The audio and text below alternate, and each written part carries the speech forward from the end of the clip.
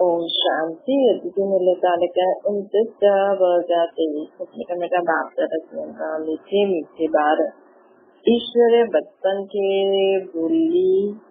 भूल ऊंच पे ऊंच वर्तो गवाए न देते कुल पास तो सूर्यवंशी घराने में राज्य संख्य मिल दो। सूर्यवंशी घराने में राज्य पाके वचन लाए ईश्वरीय बचपन थे कभी भी असांखे गुजणो न। प्रश्न सत्य को प्रेता में कि आत्मा के पंज कर्म न कूटना पईंदा। केड़ी भी आत्मा के पंज कर्म न कूटना पईंदा शू? उत्तराश जी सत्य प्रेता में जो भी आत्मा ईंदियूं आहिनि संगम जी प्रारब्ध भोगतियूं आहिनि। उन्हनि संगम ते बाप द्वारा अहिड़ा कर्म सिखिया आहिनि जो 21 जन्म उन्हनि खे कोई भी कर्म कूटणो न पवंदो। हाणे बाप अहिड़ा कर्म सिखलाइनि था जंहिंसां आत्मा कर्माती ठही वेंदी आहे। पोइ कहिड़ा भी कर्मनि जो फल दुख न भोगणो पवंदो आहे। हाणे तुंहिंजे कर्म सुठा बाबा सिखाइनि था त हाणे भी करूं था त वो संस्कार भी थी वेंदा त असांजा कर्म सुठा ई थींदा त कर्म कूटणो न पवंदो, दुख न मिलंदो पंहिंजे कर्मनि अनुसार। गीता बचपन जा ॾींहं भुलाए न ॾींदी। ओम शांति। ॿारनि मिठो मिठो गीत ॿुधियो। बेहद बाप ॿारनि प्रति सम्झाइनि था। परम पिता परमात्मा उन्हनि खे चइबो आहे जो श्री श्री यानी श्रेष्ठ ते श्रेष्ठ आहे। चईंदा भी आहिनि शिव भगवान वाच्य अथवा रुद्र भगवान वाच्य। रुद्र परम पिता परमात्मा खे चइबो आहे त परम पिता परमात्मा इन शरीर द्वारा पंहिंजे ॿारनि खे सम्झाइनि था। ईअं ॿियो कोई मनुष्य साधु संत आदि न चईंदा कि तव्हां आत्मायूं आहियो।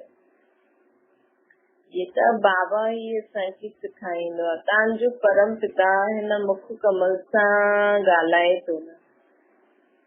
चईंदा आहिनि न गऊ मुख। हाणे पाणी जी त कोई ॻाल्हि कोन्हे। बाप त आहे ज्ञान सागर। श्री श्री 108 रुद्र माला व शिव जी माला हूंदी आहे न त पहिरियों ये पक्को निश्चय करो कि बाबा असां आत्माउनि खे पढ़ाइनि था। आत्मा ही संस्कार खणी वेंदी आहे न। आत्मा ही पढ़दी आहे ऑर्गन्स द्वारा। आत्मा खुद चईंदी आहे मां हिकु शरीर छॾे ॿियो वठंदी आहियां। भिन्न भिन्न नाम रूप देश काल सत्युग में पुनर्जन्म वठंदी आहे न त नाम रूप बदलजो वेंदो आहे। इहा आत्मा चईंदी आहे न। सत्युग में त पुनर्जन्म भी सत्युग में ही थींदो। अथवा बाप सम्झाइनि था त स्वर्ग में हूंदव त पुनर्जन्म हुते ई वठंदव, पोइ नाम रूप बदलदा वेंदा। बाप निराकार शिव बाबा हिन रथ में अची करे सम्झाइनि था। ॿार हाणे त असांजा ॿार ठहिया आहियो न। तव्हांखे ॾाढी ख़ुशी चढ़ल आहे। हाणे निराकार शिव बाबा हिन रथ में अची करे असांखे सम्झाइनि था ॿार हाणे त असांजा ॿार ठहिया आहियो न। तव्हांखे ॾाढी ख़ुशी चढ़ियल आहे। असां बेहद जे बाप सां वरितो था वठूं हिन ब्रह्मा द्वारा। आत्मा चईंदी आहे मां हिन शरीर द्वारा बैरिस्टरी अथवा डॉक्टरी जो पाठ थी वॼायां। असां आत्माऊं अशरीरी हुयासीं। पोइ गर्भ में अची करे शरीर धारण कयो। असां आत्माऊं पहिरियों अशरीरी हुयासीं। पोइ गर्भ में अची करे शरीर धारण कयो न। बाप चईंदा आहिनि मां त गर्भ में न ईंदो आहे। असां हीअं न चईंदासीं कि परम पिता परमात्मा हिकु शरीर छॾे ॿियो वठंदा आहिनि। हीअ त तव्हां वठंदा आहियो। हीअ दादा वठंदो आहे। असां आत्माऊं 84 जन्म पूरा कया आहिनि। हीअ आत्मा पंहिंजे जन्मनि खे न ॼाणदी। हाणे 84 जन्मनि खे असां ॼाणियो न। बाबा असांखे आत्मा जो पाठ ॿियो पक्को था कराइनि वापसि।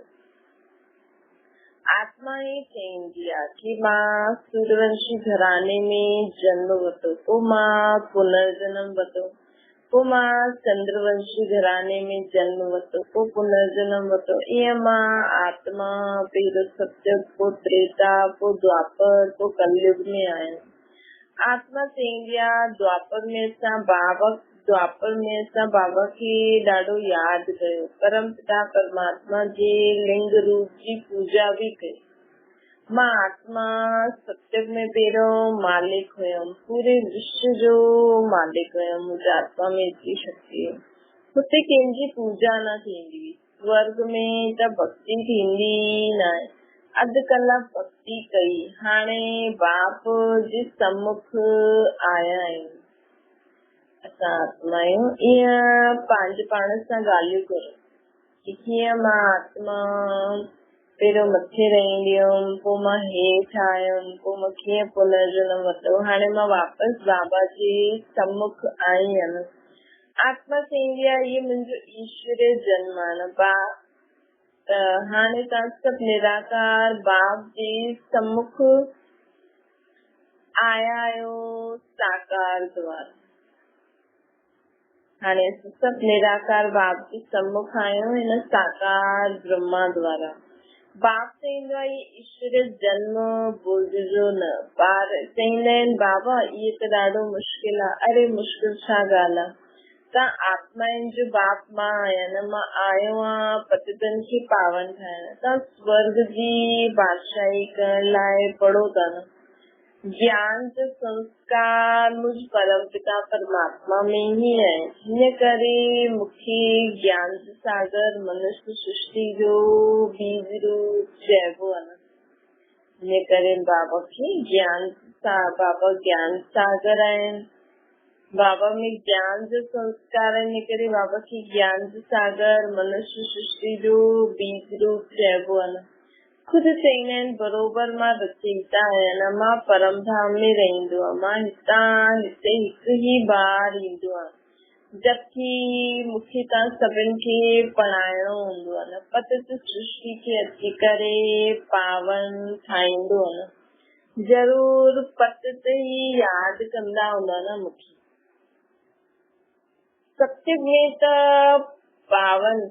में पावन त यादि न कंदा, इहे त कोई न चईंदा न कि अची करे असां आत्माउनि खे पतित ठाहियो, हुते त पावन हूंदासीं न।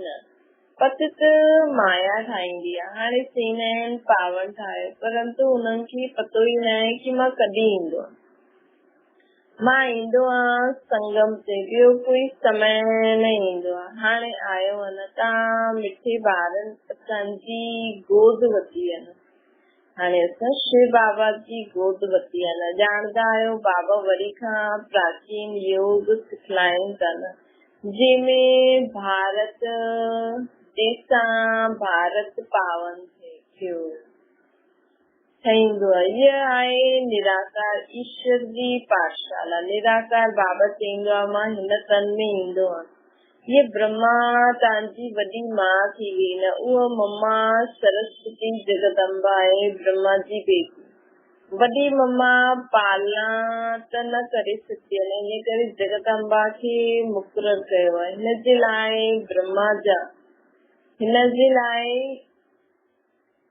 हिनजे ब्रह्मा जी शरीर खे जगदम्बा न थींदसि। इहा माता पिता आहे न। शिव असांजो बाबा आहे, ब्रह्मा मां असांजी मम्मा आहे। वरसो माता खां न मिलंदो आहे, वरसो पोइ बाप खां ई मिलंदो न। हिन ब्रह्मा माता जी तव्हां मुख वंशावली आहे न। बाप चईंदा आहिनि ॿार मुंहिंजो ठही करे तव्हां स्वर्ग जी बादशाही वठण लाइ पुरुषारत कंदे कंदे पोइ माया जी युद्ध में हारजी न वई।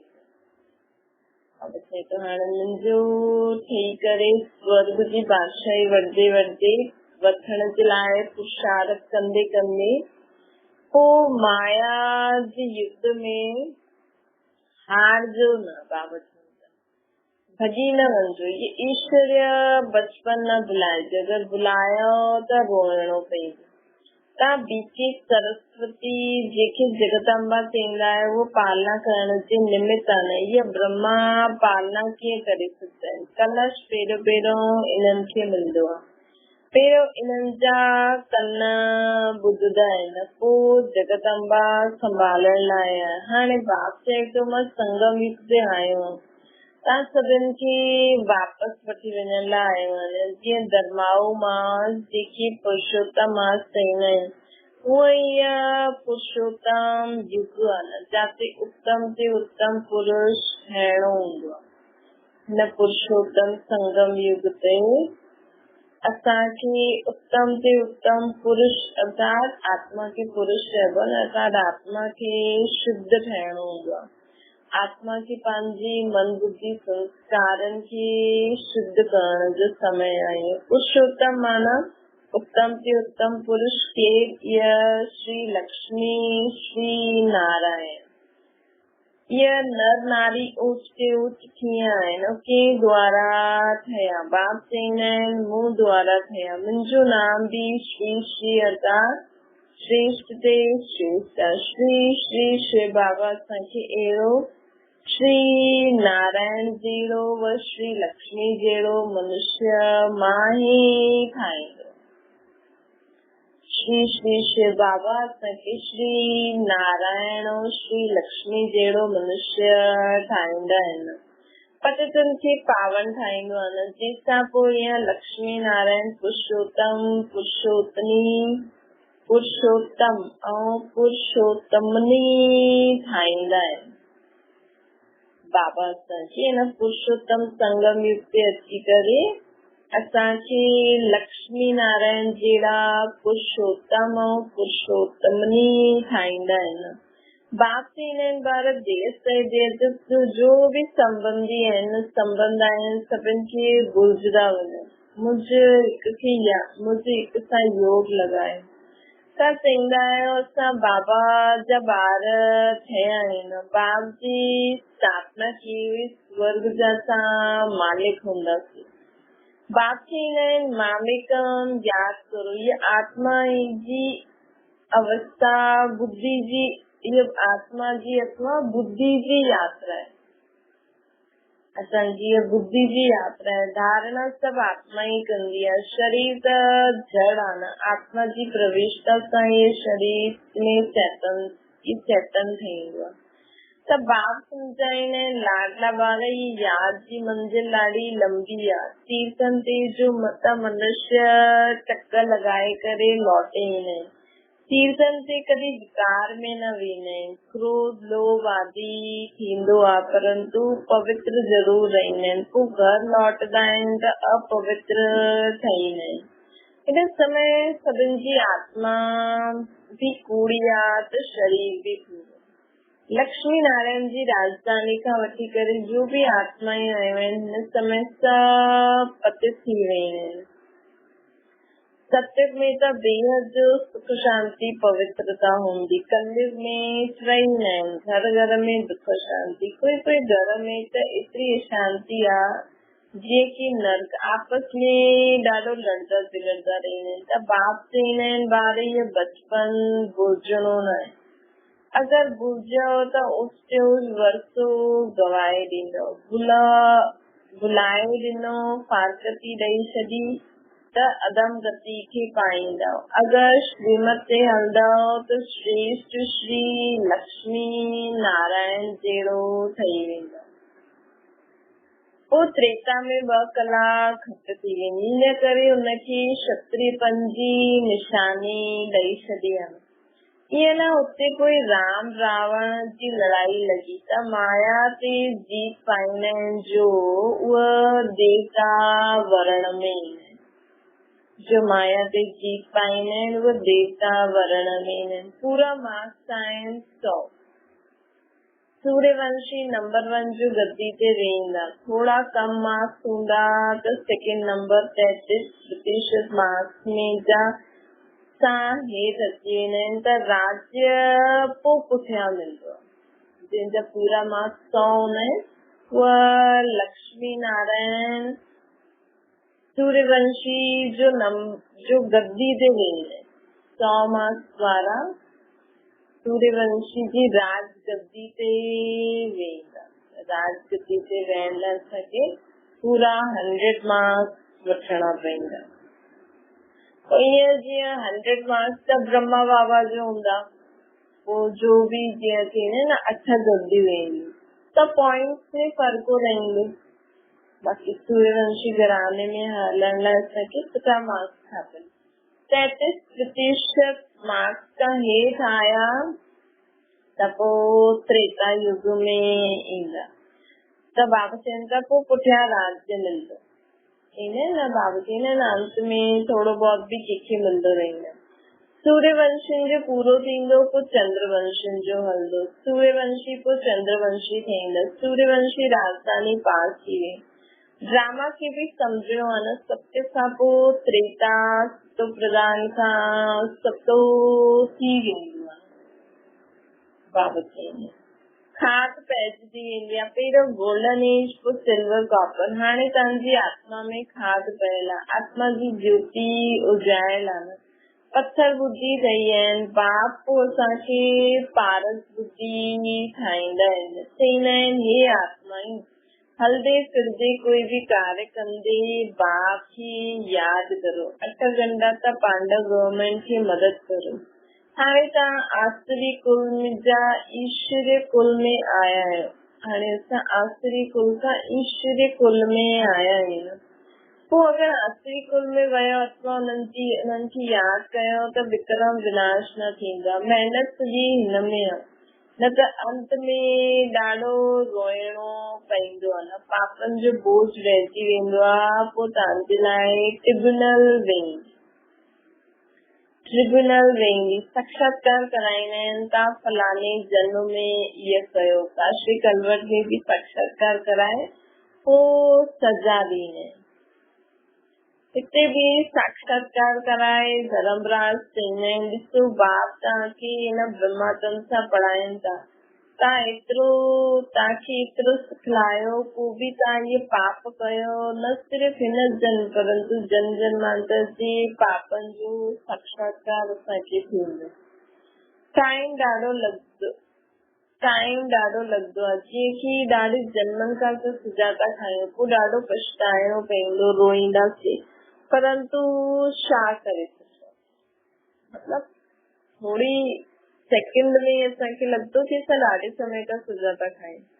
इन करे बाबा पहिरियों ई ॿुधाए थो ॾे, नाम बदनाम कयो त ॾाढी सजा खाइणी पवंदी। इन करे ॿार मुंहिंजी पंहिंजी सतगुरु जी निंदक न ठहो, न त सजायूं बि खाईंदा, पद बि कम थी वेंदो। तव्हांजो सत बाबा, सत टीचर, सतगुरु हिकु ई आहे। उहो बाप चवंदा आहिनि इहो ब्रह्मा ॿार असांखे ॾाढो यादि कंदो। हाणे बाप चवंदा आहिनि इहे ब्रह्मा ॿार असांखे ॾाढो यादि कंदो आहे, ज्ञान जी धारणा कंदा आहिनि। इहा ॿियो मम्मा नंबर 1 पास थी, पोइ लक्ष्मी नारायण ठहींदा। मम्मा बाबा पास थी करे पोइ लक्ष्मी नारायण ठहींदा। इन्हनि जी डिनाइस्टी ठहींदी न। जॾहिं सभु पुरुषारत कंदा आहिनि त असां बि मम्मा बाबा जी मिसल महिनत करे उन्हनि जे तख़्त जी मालिक ठहींदा आहियूं। माता पिता खे फॉलो करे ऐं भविष्य तख़्त नशीन ठहींदासीं न।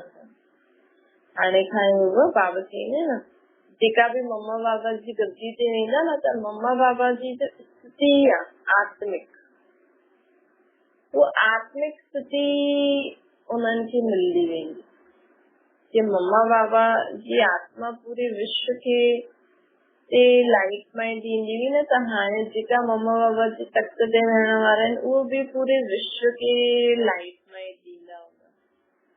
ये रचयिता और रचना जी नॉलेज कोई जाने न सघी, उहो त बेअंत चई ॾींदा आहिनि। असां न ॼाणदा आहियूं, असां नास्तिक आहियूं। न ॼाणण जे कारण ही भारतवासी अथवा सभु ॿार दुखी थींदा आहिनि, लड़दा झगड़दा रहंदा आहिनि पाणी जे लाइ, ज़मीन जे लाइ। काथे बि चइबो बि आहे न ये पास्ट जन्मनि जे कर्मनि जो फल आहे। हाणे बाप त असां अहिड़ा कर्म सिखूं था जो असांखे 21 जन्म कॾहिं बि कर्म न कूटणा पवंदा। हिकदमि कर्मातीत अवस्था में पहुचाए ॾींदा आहिनि न बाबा। भगवान वाच्य हे ॿार मुझ बाप खे अथवा मुझ साजन जो ठही करे कॾहिं बि मूंखे फारकती न ॾिस। फारकती ॾियण जो कॾहिं संकल्प बि न अचणो खपे। हुते कॾहिं स्त्री पति खे डिवोर्स ॾियण जो संकल्प बि न कंदी आहे। ॿार कॾहिं बाप खे फारकती न ॾींदो आहे। अॼुकल्ह त ॾाढा ॾींदा आहिनि, सत्संग में कॾहिं फारकती न ॾींदा, छो जी हुते तव्हां हाणे जी पुरुषार्थ जी प्रारब्ध भोगदा आहियो, इन करे कोई दुख अथवा फारकती जो प्रश्न ई न उथंदो। त बाबा चए छो जी हुते हाणे जी पुरुषार्थ जी प्रारब्ध भोगदा आहियो न, त हुते दुख अथवा फारकती जो प्रश्न ई न उठंदो। थोरो समय बाबा चए कि हुते असांखे वरतो बि जो मिलंदो न उहा हाणे जी ही प्रारब्ध। ये याद की यात्रा परमपिता परमात्मा सां गॾु वञण जी रूहानी यात्रा आहे। निराकार बाप निराकार आत्माउनि सां ॻाल्हाईंदा आहिनि हिन मुख द्वारा। तव्हां ये गौमुख त ये गौमुख थी वियो न, ये वॾी मां आहे, तव्हां आहियो मुख वंशावली, उन्हनि सां ज्ञान रत्न निकिरंदा आहिनि न, बाक़ी गौ जे मुख सां जल कीअं निकिरंदो। बाबा हिन मुख द्वारा अविनाशी ज्ञान रत्न ॾींदा आहिनि। हिकु हिकु रतन लख रुपयनि जो आहे, जेतिरो तव्हां धारण कंदव मुख्य आहे ई मनमना। ये हिकु रतन ई मुख्य आहे। बेहद जो भाव थींदो आहे मूंखे यादि करण सां मां बेहद सुख जो वरतो ॾियण लाइ बंधिजी वेंदो। जेतिरो बाबा खे यादि कंदासीं न ओतिरो बेहद जो बाप असांखे सुख जो वरतो ॾियण लाइ बंधिजी वेंदो, बाबा खे ॾियणो ई पवंदो। त बाबा जो हिकु हिकु रतन लख रुपए जो आहे। असां रोज़ ज्ञान मुरली धारण करे ॿुधी करे धारण करे या पढ़ी करे ॿियनि खे ॿुधाईंदासीं, बाबा खे यादि कंदासीं त बाबा त बंधिजी वेंदो असांखे स्वर्ग जी बादशाही ॾियण। कोई कुझु बि करे, कोई केतिरो बि विघ्न करे, लेकिन अगरि असां यादि कंदा रहंदासीं, बाबा जी ज्ञान जी धारणा कंदा रहंदासीं, त असांखे त स्वर्ग जी बादशाही मिलणी ई आहे। जेसि ताईं शरीर मूंखे यादि कंदा रहो त तव्हांखे मां स्वर्ग जी बादशाही ॾींदमि। श्री तव्हां आज्ञाकारी वफ़ादार ठहींदा आहियो न, त असांखे तॾहिं त बाबा चईंदा आहिनि कि ज्ञान में अची करे असांखे बाबा खे यादि करणो, मुरली न छॾणी। भले तव्हांजी केसां नथी ठहे, छा बि थिए थो, कुझु बि थिए थो, जो बि विघ्न अचे थो ईंदो वञे, लेकिन मूंखे त सदा बाबा खे यादि करणो ई आहे कि त सदा बाबा जी ज्ञान जी मुरली ॿुधणी आहे, ॿियनि खे दान करणो ई आहे। हिन सां असांखे बेहद जो बाप बंधिजी वेंदो कि मुंहिंजो इहो ॿार मुंहिंजो चयो मञे थो, मूंखे सदा यादि करे थो, वफ़ादार आज्ञाकारी थी करे मूंखे यादि बि करे थो ऐं ज्ञान बि ॿुधे थो। जो हिकु हिकु ज्ञान जो रतन लख रुपए जो आहे, श्रीमत बि पूरी पालना थो करे। त बाबा बि असांखे स्वर्ग जी बादशाही ॾियण लाइ बंधिजी वेंदो आहे। जेतिरो जो यादि कंदो ओतिरो दुनिया खे पवित्र ठाहींदो आहे न। यादि सां ई विक्रम विनाश थींदा आहिनि। ॿारनि खे माया घड़ी घड़ी बुलाए ॾींदी आहे, इन करे बाबा ख़बरदार कंदा आहिनि कॾहिं बाप खे बुलाइजो न। मां तव्हांखे वठी वञण लाइ आयो आहियां। सत्युग में पोइ नाटक रिपीट थींदो, मां सत्युग जो मालिक न ठहींदो आहे, तव्हांखे स्वर्ग जी राजाई ॾींदो आहे न। मां पोइ अॼुकल्ह वानप्रस्थ में वेही रही आहियां, पोइ अॼुकल्ह मूंखे कोई यादि ई न कंदो आहे। दुख में सभई यादि कंदा आहिनि, सुख में कोई यादि ई न कंदो आहे। अच्छा मीठी मीठी छुट्टियुनि जे ॿारनि प्रति माता पिता बाप दादा जो यादि प्यार ऐं गुड मॉर्निंग। रूहानी बाप जी सभिनि रूहानी ॿारनि खे नमस्ते। असांजी बि रूहानी माता पिता बाप दादा खे, असांजी बि माता पिता था मम्मा बाबा,